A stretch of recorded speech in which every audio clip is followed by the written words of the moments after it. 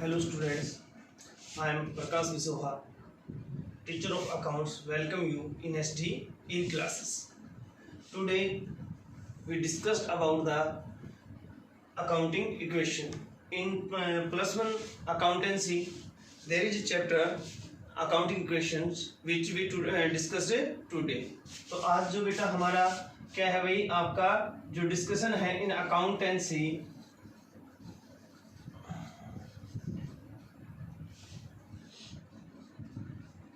11th commerce में, और वो क्या है चैप्टर का नाम भाई हमारा अकाउंटिंग इक्वेशंस।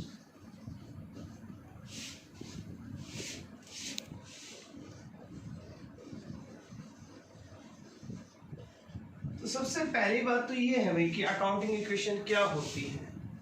तो अकाउंटिंग इक्वेशन के बारे में जानने से पहले हमें थोड़ा किसके बारे में जानना पड़ेगा भाई, बैलेंस शीट के बारे में। अकॉर्डिंग टू ड्यू रिस्पेक्ट आपने पढ़ा भी है, ड्यू रिस्पेक्ट के अकॉर्डिंग भाई क्या होता है, एक तरफ कुछ आ रहा है तो दूसरी तरफ कुछ जा रहा है। यानी कि देखिए, अगर ऐसे समझ में नहीं आएगा आपको तो मैं आपको बैलेंस शीट के बारे में समझाता हूँ। बैलेंस शीट जो होती है कि टी फॉर्मेट में होती है, ठीक है। बैलेंस शीट एक्चुअली एक स्टेटमेंट है, कोई अकाउंट नहीं है। बैलेंस शीट क्या है, ए statement at A point of at that point of time. Balance sheet एक समय के उस बिंदु पे भी क्या है, एक हमारा फाइनेंशियल पोजीशन को डिपिक्ट करती है। ये नहीं कहती कि पूरी साल क्या रहा, ये पूरे पीरियड के लिए नहीं होता है, बल्कि क्या होता है कि जिस समय बनाई गई थी उस समय ये हमारी फाइनेंशियल पोजीशन थी, उसके 2 दिन बाद या 1 दिन के बाद भाई ये स्थिति नहीं थी। जरूरी नहीं कि यही सेम सिचुएशन हो। तो कैसे, जैसे देखो मैं आपको बताता हूँ कि जब बैलेंस शीट जब हम प्रिपेयर करते हैं तो इसके भाई यहाँ पे जो राइट हैंड साइड है हमारी, इसमें तो क्या होते हैं, असेट्स होते हैं। और जो लेफ्ट हैंड साइड है हमारी, देखिए इसको यहाँ ऐसे शो कर देते हैं। असेट्स में जैसे मान लीजिए आपके कैश है, डेटर्स है, आपका स्टॉक है, आपकी क्या है प्लांट एंड मशीनरी है, और कोई भी जितनी भी एसेट्स हैं उन सभी को हम यहाँ लिखते हैं। उसके बाद में क्या हो गया, आपकी लायबिलिटीज आ गई, क्रेडिटर्स हो गए, बीपी हो गए, बिल्स पेएबल हो गए, और प्लस कैपिटल, और साथ में क्या आता है भाई आपका कैपिटल। यानी कि राइट हैंड साइड में तो आपके क्या आ गई भाई, असेट्स आ गई, और जो लेफ्ट हैंड साइड है उसमें क्या आ गई भाई, लायबिलिटीज प्लस ये आपकी क्या है भाई, लायबिलिटीज है। और इसकी दोनों साइड हमेशा क्या होती है, एक दूसरे के इक्वल होती है। और यही क्या है भाई, हमारी अकाउंटिंग इक्वेशन है। यानी कि जो अकाउंटिंग जो इक्वेशन जो होती है हमारी, वो क्या होती है भाई, देखिए आप लोग, accounting equation means assets equal to, इसकी दोनों साइड हमेशा इक्वल बराबर है। इसका मतलब क्या है भाई, assets equal to liabilities plus capital. ये एक क्या है भाई, हमेशा ये स्थिति हमेशा बनी रहती है बिजनेस में। चाहे कोई भी ट्रांजैक्शन हो, उस ट्रांजैक्शन का रिस्पेक्ट हो, जो भी क्या होगा, जो भी इफेक्ट होगा वो 2 जगह होगा, और हमेशा ये क्या रहेगा, ये इक्वेशन बनी रहेगी। चाहे भाई क्या होगा, एक तरफ भाई अगर हमारी लायबिलिटीज कम हो रही है तो असेट्स भी कम होंगे, या लायबिलिटीज कम हो रही है तो कैपिटल बढ़ जाएगी। इस तरीके से भाई हमारा क्या होगा, जो फाइनेंशियल पोजीशन है उसको जो हमारी पिक्चर को डिपिक्ट करेगा, और बट उसमें हमेशा ये सिचुएशन बनी रहेगी। यानी कि ये क्या है भाई, हमारी अकाउंटिंग इक्वेशन है।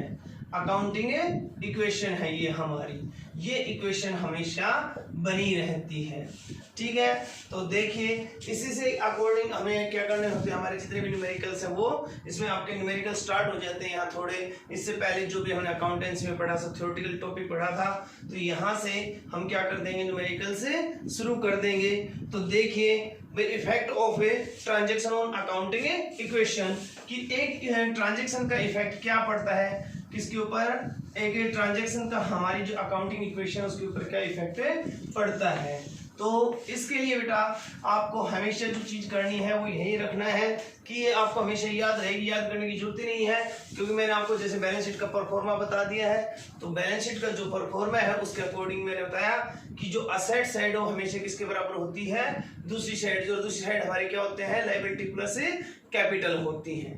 आई बात समझ में। तो देखो इक्वेशन बताता हूं कैसे हमें न्यूमेरिकल सोल्व करने हैं। तो देखिए भाई सर, सिंपल सी बात अपनी यही लिखी, assets equal to liabilities plus capital, liabilities plus capital. तो सबसे पहले जो हमारा है, जो आज एक ट्रांजेक्शन फर्स्ट हुई उसमें शो कर रखा है कि Gopal started business with 75,000 as capital. जो गोपाल है उसने अपना बिजनेस शुरू किया 75,000 लाके एज ए कैपिटल। तो देखिए यहाँ पे ध्यान देने की बात है भाई, जब उसने अपना बिजनेस शुरू करने के लिए 75,000 लेके आया है तो इधर असेट्स में क्या गया, कैश लेके आया है। क्या लेके आया है? 75,000 का बेटा कैश लेके आया है। इधर लायबिलिटीज पे कोई फर्क पड़ा नहीं, और इधर क्या हो गई भाई आपकी 75,000 की क्या हो गई, कैपिटल हो गई। आई बात समझ में? तो देखिए ये दोनों साइड्स आपकी अब भी असेस्ट और भाई क्या हो गया, लायबिलिटी प्लस कैपिटल क्या हो गया, दोनों तरफ है 75,000 यानी दोनों साइड क्या है, इक्वल है। हर ट्रांजैक्शन के साथ आप ये जांच चेक करते चलोगे तो आपको पता चल जाएगा आपका क्वेश्चन सही है या गलत है। देखिए जैसे मैं आपको बताता हूँ एक सेकेंड। उसके बाद ट्रांजेक्शन हुई, Gopal purchase furniture for cash ₹5,000। Gopal ने 5,000 रुपए का भाई क्या खरीदा है, फर्नीचर खरीदा है, वो भी नगद। तो देखिए फर्नीचर खरीदा तो इसका मतलब भाई क्या हुआ, सेकंड जो ट्रांजैक्शन हुई हमारी भाई, तो उसने फर्नीचर खरीदा तो भाई नगद खरीदा है, तो इसमें से क्या हो गया भाई 5,000 कैसे लेस हो जाएगा। आगे बात समझ में, जो क्या हो गया भाई इसमें से हमारा 5,000 कैश कम हो गया, प्लस क्या हो गया भाई हमारे यहाँ पे असेट्स में कैश के साथ क्या आ गया, फर्नीचर आ गया है। क्या आ गया, फर्नीचर, यानी कि प्लस 5,000।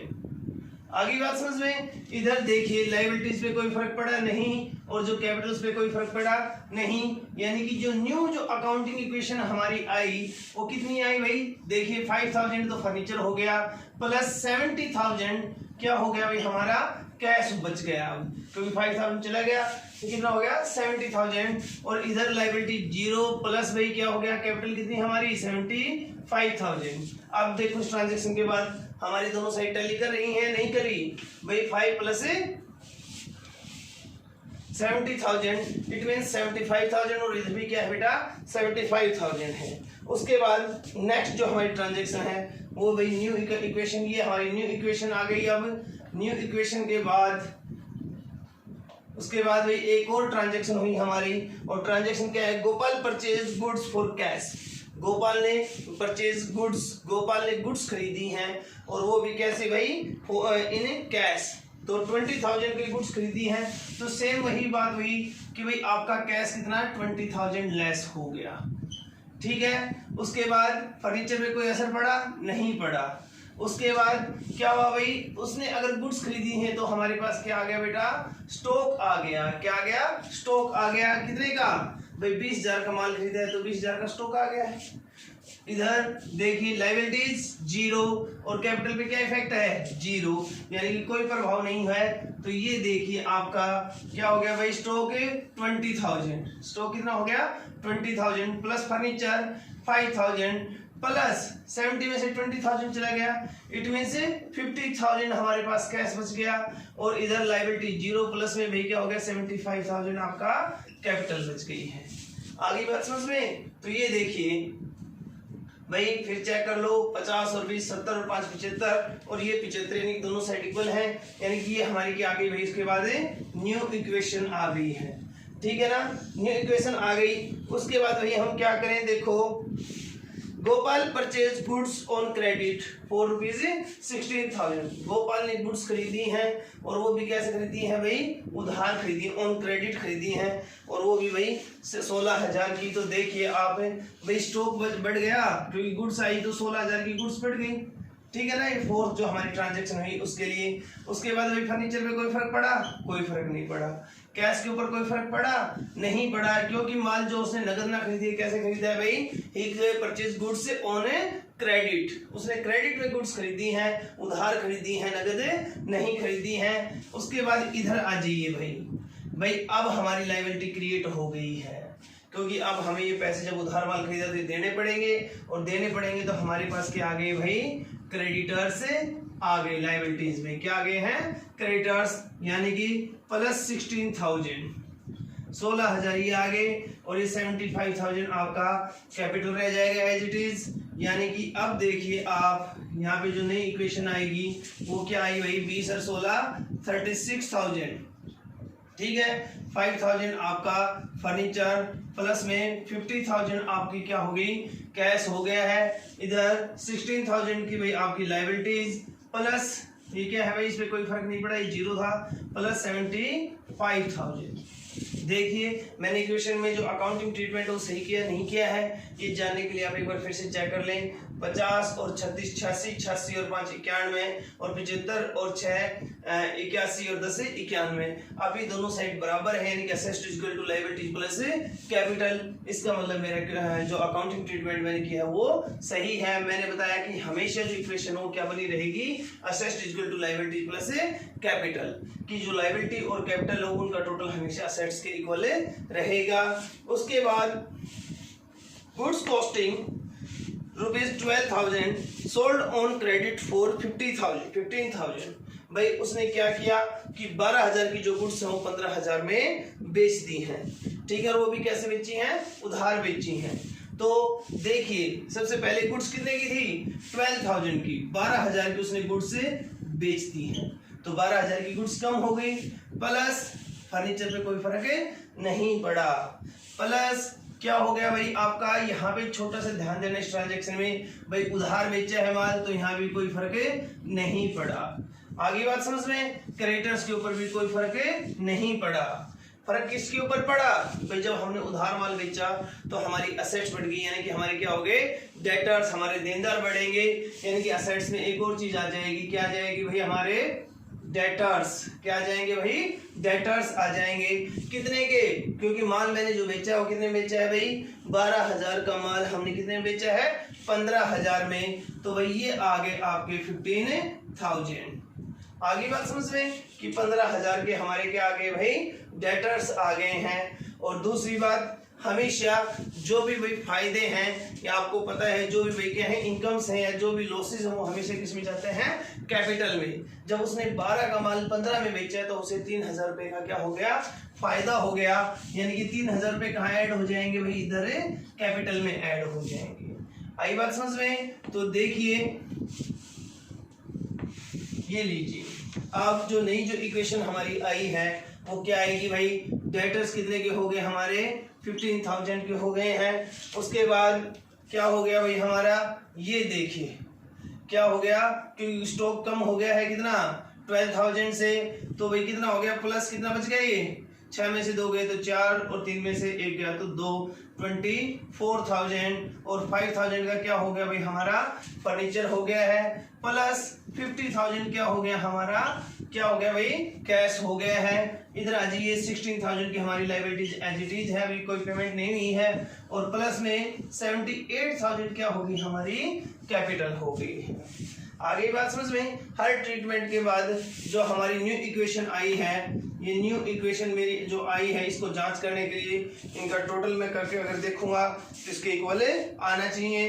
78 और 6 कितने हो गए, 84, यानी कि 94, यानी कि इसका टोटल कितना हो गया, 94, और 50 और 20 70, 70 और 24 94, यानी कि दोनों साइड हमें भी इक्वल है, टैली कर रही है, इसका मतलब मेरा क्वेश्चन है सही है। उसके बाद भाई लास्ट एक और चीज है, क्या है भाई, रेंट पेड 1,000 फॉर रेंट, उसने रेंट का पे किया है और रेंट पे किया है, यानी कि भाई कैश गया है, तो इसका मतलब 1,000 इसमें से किस में से, कैश में से हमें कम कर दें। आगे बात समझ में, 1,000 हम क्या करते हैं भाई, कैश में से कम कर दें। इधर इससे भाई फर्नीचर पे कोई फर्क नहीं पड़ेगा, ना ही हमारे किसके ऊपर भाई, स्टॉक के ऊपर कोई फर्क पड़ेगा, ना ही हमारे डेटर्स के ऊपर कोई फर्क पड़ेगा इस चीज से। आगे बात समझ में, और इधर देखिए भाई, ना ही हमारे क्रेडिटर्स के ऊपर कोई फर्क पड़ा। हाँ खर्चा है हमारे, रेंट क्या है हमारे लिए खर्चा है, खर्चे किस में से कम हो जाएंगे, कैपिटल में। मैंने बताया भाई जो भी फायदे हैं वो कैपिटल में ऐड होंगे और जो खर्चे हैं वो कैपिटल में से क्या हो जाएंगे, लेस हो जाएंगे। तो देखिए भाई मैंने उसमें से 1,000 कम कर दिया है, तो अब मेरे पास क्या आ गया भाई 15,000 डेटर्स, 24,000 स्टॉक, 5,000 मेरे पास है फर्नीचर, प्लस 49,000 मेरे पास क्या बच गया, कैश बच गया है। इधर आइए, 16,000 क्या है अभी मेरे पास है, क्रेडिटर्स हैं, प्लस 77,000 क्या हो गया मेरे पास है, कैपिटल बच गई है। ये मेरी लास्ट जो क्या है भाई, इसके बाद कोई ट्रांजेक्शन नहीं है, यानी कि ये वाली क्या आ गई भाई, मेरी लास्ट अकाउंटिंग इक्वेशन आ गई है। ये आपका न्यूमेरिकल सोल्व हो गया है। इसके बाद अगर वो कहे तो इसको हम एक चीज और भी कर सकते हैं इसके लिए, कि हम वो कहे तो बैलेंस शीट भी बना सकते हैं। क्या कर सकते हैं, इसको बैलेंस शीट में शो कर सकते हैं। तो बैलेंस शीट में शो करने के लिए देखिए कैसे करेंगे, मैं आपको बना के दिखाता हूं। इसको यहां थोड़ा इरेज कर लेते हैं।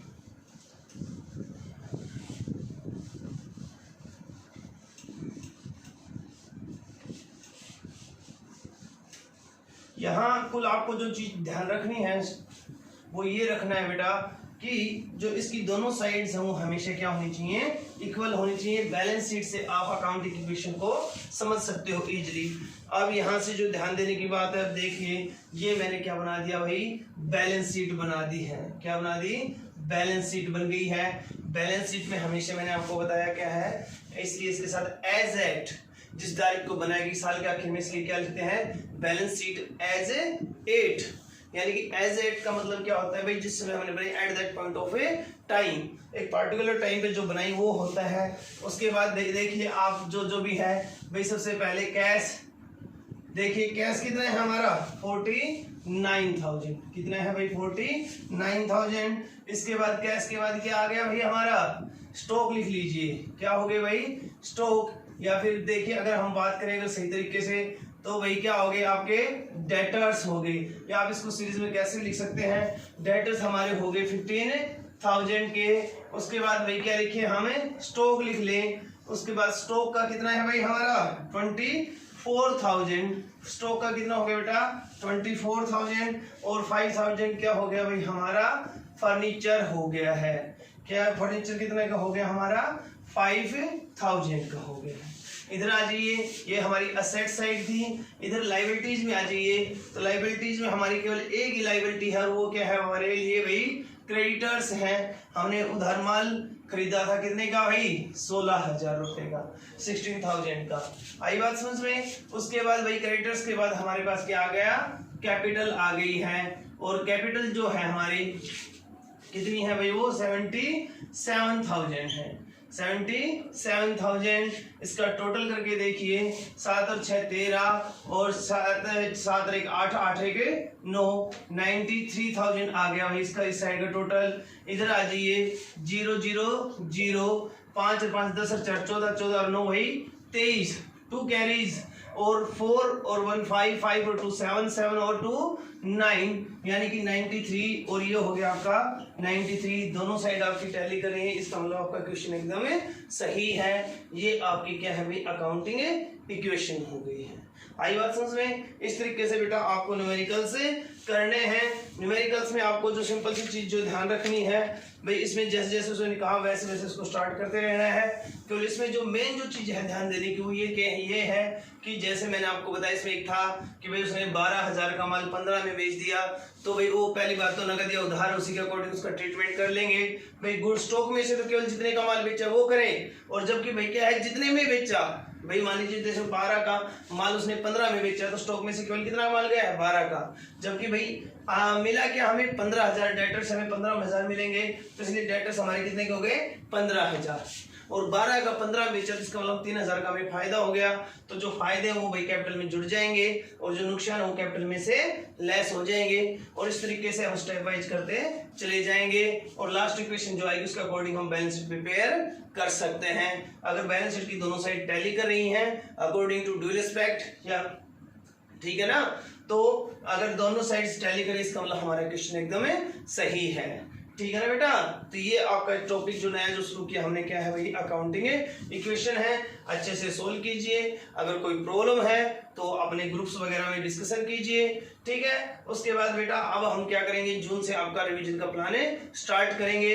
आपके जो जून स्टार्ट होगा तो जून में आपको 10 तारीख 20 तारीख और 10 जून 20 जून और 30 जून को आपके यूनिट टेस्ट हैं, तो उनके लिए अच्छे से रिवीजन कीजिए। आपके भाई हम आपको सिलेबस वेरिफिकेशन और यानी कि आपका जो भाई जो भी आपके जो लेक्चर्स जिस दिन कौन से पार्टिकुलर डेट को कौन सा आपको लेक्चर प्रोवाइड होगा, ये सारी चीजें हम आपको प्रोवाइड कर देंगे। और यानी कि 10 तारीख को क्या सिलेबस आएगा, 20 को क्या आएगा, 30 को क्या आएगा, उसके अकॉर्डिंग अपनी तैयारी करनी है। कोई भी अगर आपको क्या है भाई, कोई भी आपके माइंड में अगर कोई डाउट है तो उसको आप मेरे नंबर पे कॉल करके या भाई व्हाट्सएप पे आप उसको क्या कर सकते हैं, सोल्व कर सकते हैं। थैंक यू बेटा, stay at home and be safe. Okay.